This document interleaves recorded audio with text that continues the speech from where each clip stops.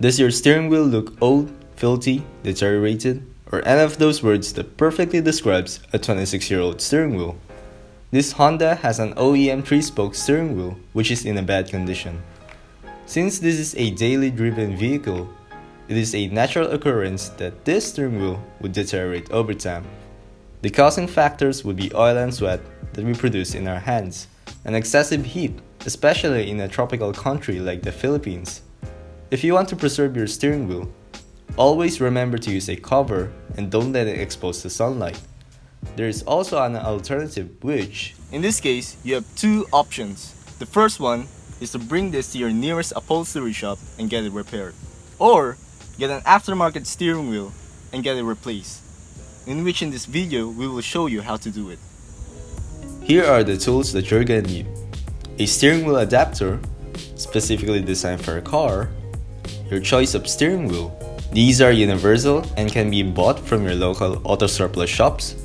A horn button, a 1/2 inch breaker bar, a metal tube extension for extra leverage. If you have a long breaker bar, then you might not need this. A long socket, a socket extension. The size depends on the distance between the nut and the horn button. A utility knife. Consider this material as optional since it depends on the design of your steering wheel. A multi-purpose grease, an alcohol and a rag, which is also optional. These will be used for cleaning the shoehorn terminal. First, grab your utility knife and gently slip and pry the steering wheel logo.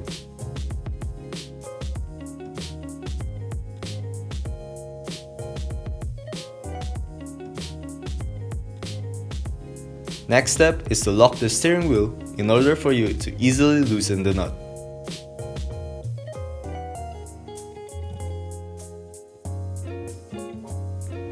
Get your breaker bar, extension, and socket to loosen the nut.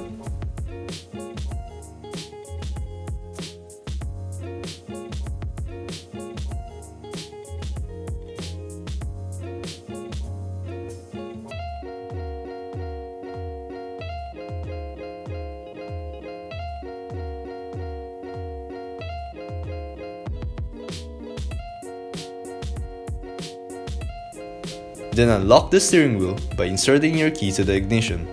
Make sure to steer it to the center before you remove it.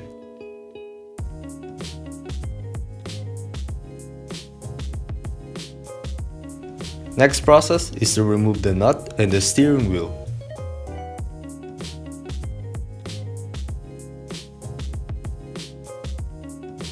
Here is a short comparison of the two steering wheels. OEM has 14 inches in diameter, while the aftermarket has 13 inches. Less of an inch gives you more space to wind and have better grip compared to the OEM ones, allowing you to have a better driving experience. These are the usual contents of a steering wheel adapter kit. It comes with a hub adapter, an Allen wrench, some Allen bolts, horn adapter, and the cover for the hub itself. Now grab your grease and put a light coat onto the surface where the shoehorn meets.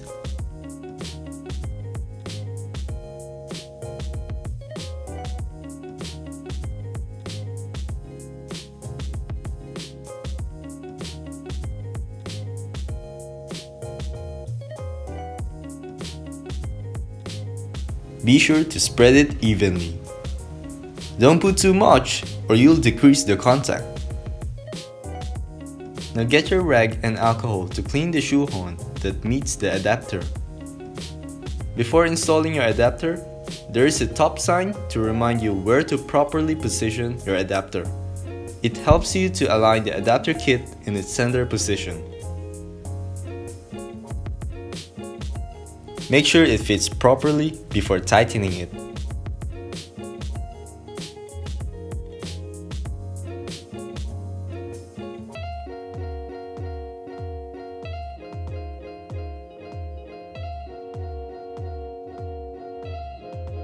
Use your breaker bar to tighten it snug.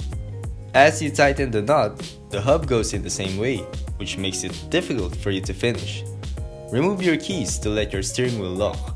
In that way, it will oppose the force you emitted as you tighten it, making it easy for you to complete the process.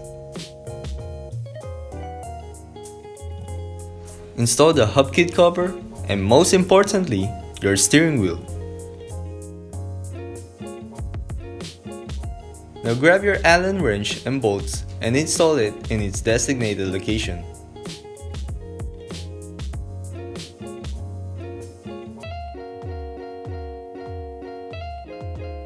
Since this is a steering wheel, it is much better to tighten it in a star pattern sequence, so you would have an evenly flat force onto the circumference of the adapter.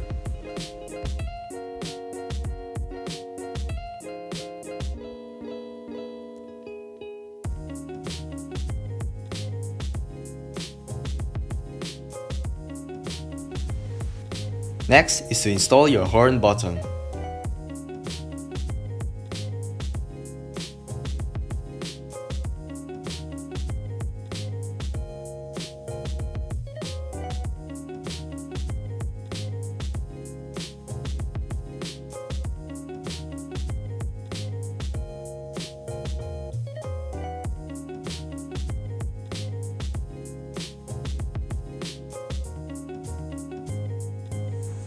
Last step of the process is to test the horn, and the switch indicators should return in its neutral position when countersteered opposite to the signal direction. Here is the final result.